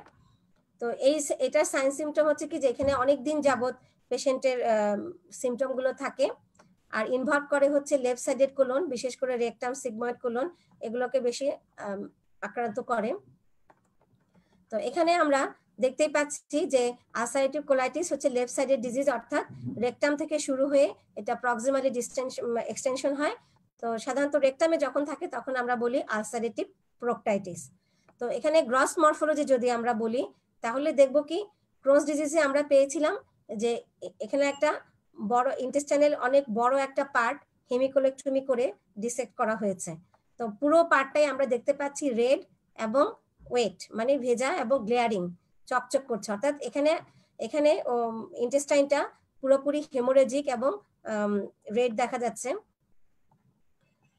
এখানে আলসারটার কথা যদি আমরা বলি, ক্রনস ডিজিজের আলসারটা ছিল স্কিপ আলসার, অর্থাৎ আলসারটা ফাঁকে ফাঁকে থাকবে, এক জায়গায় ভালো থাকবে এবং পাশে মিউকোজাটা ভালো থাকবে, এবং এরপরে আরেকটা আলসার দেখা যাবে। কিন্তু আলসারেটিভ কোলাইটিসের আলসারটা হচ্ছে একটা ব্রড বেজ আলসার, অনেক বড় একটা ব্রড বেজ আলসার থাকবে উইথ আন্ডারমাইনিং মিউকোজা। তারপরে এখানে এবং এটার পাশেই হেলদি মিউকোজাটা ইনফ্ল্যামড হবে এবং পাশে যে মিউকোজাটা থাকে সেটা ইনফ্ল্যামড হয়ে গ্রানুলেশন টিস্যু তৈরি হবে এবং সেটা তখন সোয়েলিং হয়ে উঁচু হয়ে থাকবে, যেটাকে বলা হচ্ছে সিউডোপলিপ। এই যে এখানে আমরা সিউডোপলিপগুলো দেখতে পাচ্ছি। এখানে আলসারেটেড ব্রড বেসড একটা আলসার এবং তার পাশে একটা হেলদি মিউকোজা যেটা ইনফ্ল্যামড থাকবে এবং ইডিমেটাস থাকবে এবং এর ভিতরে অনেক গ্রানুলেশন টিস্যু তৈরি হবে, যার কারণে এটা উঁচু হয়ে থাকবে পলিপের মতো। কিন্তু যেহেতু এটা আসল পলিপ না, সেহেতু এই জন্য এটাকে বলা হচ্ছে সিউডোপলিপ। অর্থাৎ ব্রড বেস আলসার এবং তার সাথে সিউডোপলিপ, এটা হচ্ছে আলসারেটিভ কোলাইটিসের আলসারের বৈশিষ্ট্য। তো অনেকদিন যখন এরকম থাকবে তখন আলটিমেটলি ইন্টেস্টাইনাল ওয়ালটা ফাইব্রোসিস হবে এবং ন্যারো হয়ে যাবে। আচ্ছা, আমরা যদি মাইক্রোস্কোপে দেখি এখানেও আমরা আলসার দেখতে পাবো। তাহলে আলসারটা কিরকম হবে? এখানে দেখা যাচ্ছে আলসারটা সুপারফিশিয়াল, অর্থাৎ ক্রস ডিজিজের মতো ইন্ট্রামুরাল বা ডিপ আলসার না, নাইফ লাইক আলসার না। এখানে শুধু মিউকোজাতেই আলসারটা থাকবে এবং মিউকোজাতেই ইনফ্ল্যামেশনটা থাকবে। আর কি ল্যামিনা প্রক্রিয়াতে যে ক্রিপ্ট থাকবে, ক্রিপ্টের মধ্যে ইনফ্ল্যামেটরি সেলের অবস্থান আছে, তার মানে ক্রিপ্টাইটিস এবং ক্রিপ্ট অ্যাবসেস থাকবে। তাহলে আমরা ক্রিপ্টাইটিস, ক্রিপ্ট অ্যাবসেস এবং আলসার, এগুলো হচ্ছে আলসারেটিভ কোলাইটিসের বৈশিষ্ট্য। আচ্ছা, এখানেও আমরা ক্লিনিক্যাল ম্যানিফেস্টেশন যদি দেখি তাহলে এখানেও আমরা পেশেন্টের ব্লাডি মিউকয়েড ডায়রিয়া বলবে। ক্রস ডিজিজও অনেক সময় ডায়রিয়ার হিস্ট্রি বলে।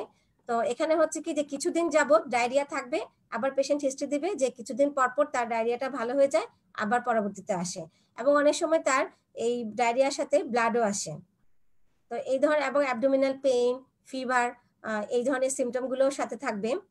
তো এই আলসারেটিভ কোলাইটিসও কখনো কখনো এক্সট্রা ইন্টেস্টাইনাল ম্যানিফেস্টেশন হতে পারে, যেমন লিভার ডিজিজ, আর্থ্রাইটিস, উভিয়াইটিস, পায়োডার্মা গ্যাংগ্রিনোসাম। এইগুলো ক্রস ডিজিজের মতো এরাও এক্সট্রা ইন্টেস্টাইনাল ম্যানিফেস্টেশন হতে পারে। এখানে আমরা ছবিতে দুটো আলসারের বা দুটো ডিজিজের পার্থক্য দেখতে পাচ্ছি। আমরা ক্রস ডিজিজে বলছিলাম যে ফিশারিং আলসার, অর্থাৎ আলসারটা ছুরির মতো ডেপথ হবে, ডেপথে থাকবে, অর্থাৎ আলসারটা মিউকোজা, সাবমিউকোজা এবং মাসেল পর্যন্ত এক্সটেন্ড করবে, তাহলে ফিশারিং আলসার। আর হচ্ছে কি প্যাচি ইনভলভমেন্ট, এখানে হেলদি মিউকোজা দেখা যাচ্ছে এবং তার পাশে আরেকটা আলসারেটেড এরিয়া দেখা যাচ্ছে, তাহলে প্যাচি ইনভলভমেন্ট অফ মিউকোজা। তারপরে হচ্ছে ফিশারিং আলসার। আর এখানে আমরা দেখতে পাচ্ছি যে গ্রানুলোমা, এখানে লিমফয়েড অ্যাগ্রিগেট বা নন কেজিয়েটিং গ্রানুলোমা এবং ফিশারিং আলসার, এগুলো হচ্ছে ক্রস ডিজিজের বৈশিষ্ট্য। আর অন্যদিকে আলসারেটিভ কোলাইটিসে হচ্ছে একটা ব্রড বেস আলসার এবং তার পাশে যে হেলদি মিউকোজাটা, সেখানে আমি বলেছিলাম যে ইনফ্ল্যামেশন হবে এবং গ্রানুলেশন টিস্যু তৈরি হবে এবং সেটা পলিপের মতো উঁচু হবে। তো এটাকে বলা হচ্ছে সিউডোপলিপ। তাহলে আলসার এবং সিউডোপলিপ, সুপারফিশিয়াল ব্রড বেসড আলসার এবং তার সাথে সিউডোপলিপ। এবং এটা সুপারফিশিয়াল আলসার, দেখো আমার নিচের দিকে মাসেল এবং সেরোসাল লেয়ারটা একেবারেই ফ্রি আছে, এখানে আলসারটা খুব একটা ডেপথে যায়নি। তাহলে দুটার আমরা হিস্টোলজিক্যাল ডিফারেন্সটা বুঝতে পারলাম। আমরা যদি এন্ডোস্কোপিতেও দেখি যে ক্রস ডিজিজের বৈশিষ্ট্য হচ্ছে কোবলস্টোন অ্যাপিয়ারেন্স, আর আলসারেটিভ কোলাইটিস হচ্ছে শার্পেন্টাইন সুপারফিশিয়াল আলসার। এখানে দেখো লাইন ধরে আলসারটা রেকটাম থেকে অন্য প্রক্সিমাল দিকে আগাচ্ছে এবং সুপারফিশিয়াল আলসার, এখানে কোনো কোবলস্টোন অ্যাপিয়ারেন্স নাই। অনেক সময় নর্মাল মিউকোসাটা উঁচু হয়ে পলিপের মতো দেখা যায়, যেটাকে আমরা সিউডোপলিপ হিসেবে আইডেন্টিফাই করি। তো এই দুটো হচ্ছে এন্ডোস্কোপিক ডিফারেন্স। এখন আসো খুব শর্ট করে ক্রস ডিজিজ এবং আলসারেটিভ কোলাইটিসের ডিফারেন্সটা আমি আরেকবার বলি। যে ক্রস ডিজিজটা হচ্ছে কি রাইট সাইডেড ডিজিজ, যেমন আইলিয়ামটা সবসময় ইনভলভ থাকবে, কোলন ইনভলভ হতে পারে অথবা নাও হতে পারে। আলসারেটিভ কোলাইটিস শুধুমাত্র কোলনকেই ইনভলভ করবে, অর্থাৎ রেকটাম, সিগময়েড কোলন এগুলোকে বেশি ইনভলভ করবে, সেজন্য এটাকে লেফট সাইডেড ডিজিজ বলা হয়। এখানে আলসারেটিভ কোলাইটিসের রেকটাল ইনভলভমেন্ট থাকবে, ক্রস ডিজিজে সাধারণত থাকে না। আলসারকে যদি আলসারের গ্রস হিস্টোলজি, গ্রস ফিচার যদি দেখি তাহলে আলসারটা হবে স্কিপ, আর এখানে আলসারটা হবে ডিফিউজ। অনেকদিন ক্রস ডিজিজের পেশেন্টদের স্ট্রিকচার ডেভেলপ করবে। আমি প্যাথোজেনেসিসটা আগেই বলেছি যে কিভাবে স্ট্রিকচার ডেভেলপ করে। আলসারেটিভ কোলাইটিসে সাধারণত স্ট্রিকচার ডেভেলপ করে না, এখানে স্ট্রিকচার, ফাইব্রোসিস, মাসেল থিকেনিং, এই কারণে ক্রস ডিজিজের মাসেল বাউল ওয়ালটা থাকে কি ঠিক থাকে। আর আলসারেটিভ কোলাইটিসে যেহেতু স্ট্রিকচার, ফাইব্রোসিস থাকে না, সেজন্য ওয়ালটা থিন হয়ে যায়। এখানে ইনফ্লামেশন থাকে ট্রান্সমুরাল, ক্রস ডিজিজে ট্রান্সমুরাল, অর্থাৎ হোল অফ দা মিউকোজা এবং সাবমিউকোজা, মাসেল লেয়ার, সব লেয়ারে ইনফ্লামেশন থাকে। আলসারেটিভ কোলাইটিসে ইনফ্লামেশনটা শুধুমাত্র মিউকোজা এবং সাবমিউকোজা পর্যন্ত এক্সটেন্ড করতে পারে। ক্রোনস ডিজিজে সিউডোপলিপ থাকতে পারে, তবে কম। সাধারণত আলসারেটিভ কোলাইটিসে সিউডোপলিপটা বেশি থাকে। এখানে ক্রোনস ডিজিজের আলসারটা হচ্ছে ডিপ এবং নাইফ লাইক ছুরির মতো। এখানে থাকে সুপারফিশিয়াল এবং broad based ulcer. Fibrosis, steatosis, granuloma, fistula, এই চারটা হচ্ছে ইউনিকভাবে ক্রোনস ডিজিজের বৈশিষ্ট্য।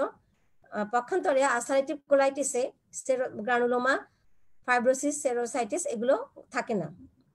ক্লিনিক্যালি ক্রোনস ডিজিজের পেশেন্ট পেরিয়ানাল ফিস্টুলা এবং ফ্যাট ভিটামিন, যেহেতু এখানে ম্যালঅ্যাবজর্পশন হয়, ফ্যাট ভিটামিন ম্যালঅ্যাবজর্পশন এইসব সিমটম নিয়ে বেশি প্রেজেন্ট করবে। আলসারেটিভ কোলাইটিস এইসব সিমটম কম থাকবে। ম্যালিগনেন্ট পটেনশিয়াল যদি আমরা বিবেচনা করি তাহলে দেখব যে অনেকদিন যাবত ক্রোনস ডিজিজ পেশেন্টদের লিম্ফোমা ডেভেলপ করতে পারে, তবে ম্যালিগনেন্ট পটেনশিয়াল আলসারেটিভ কোলাইটিসে বেশি। এখান থেকে অ্যাডেনোকার্সিনোমা ডেভেলপ করতে পারে। রিকারেন্স হচ্ছে ক্রোনস ডিজিজের কমন, আলসারেটিভ কোলাইটিসে কম। তারপরে টক্সিক মেগাকোলন আলসারেটিভ কোলাইটিসে বেশি থাকে, ক্রোনস ডিজিজে কম থাকে। তো আমরা হিস্টোলজিক্যাল ডিফারেন্সটা আরেকবার বলি যে ক্রোনস ডিজিজে non caseating granuloma, crypt abscess, fissuring ulcer এবং ট্রান্সমুরাল ইনফ্লামেশন, এই চারটা বৈশিষ্ট্য আমরা বলেছি। আলসারেটিভ কোলাইটিসে হচ্ছে সুপারফিশিয়াল আলসার, ক্রিপ্ট অ্যাবসেস এবং সিউডোপলিপ, এই জিনিসগুলো আমরা সবচেয়ে বেশি পেয়ে থাকি। তো আমার মনে হয় যে আমি আজকে ইন্টেস্টাইনাল প্যাথোলজির ভিতরে খুব ইম্পর্টেন্ট দুটো ডিজিজ, ম্যালঅ্যাবজর্পশন ডিজিজ এবং ইনফ্লামেটরি বাউল ডিজিজ সম্পর্কে, প্যাথোজেনেসিস সম্পর্কে বিশেষ করে আমি আলোচনা করেছি। তো ইন্টেস্টাইনের আরো অনেক প্যাথোলজি আছে যেগুলো হয়তো শোনার ধৈর্য সবার থাকবে না। তোমরা যদি চাও আমি অন্যদিন অন্যান্য, যেমন ইন্টেস্টাইনাল পলিপ, ইন্টেস্টাইনাল গ্রোথ বা ক্যান্সার গুলো সম্পর্কে আমরা অন্য এক সময় আলোচনা করব। তো আশা করি তোমরা আমার ক্লাসটা এনজয় করেছো।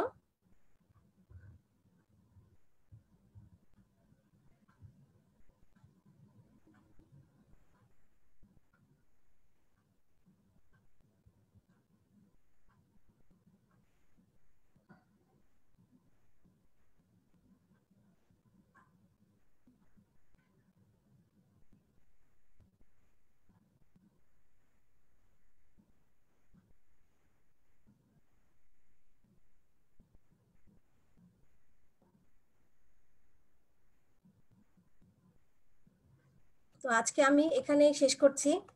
আল্লাহ হাফেজ।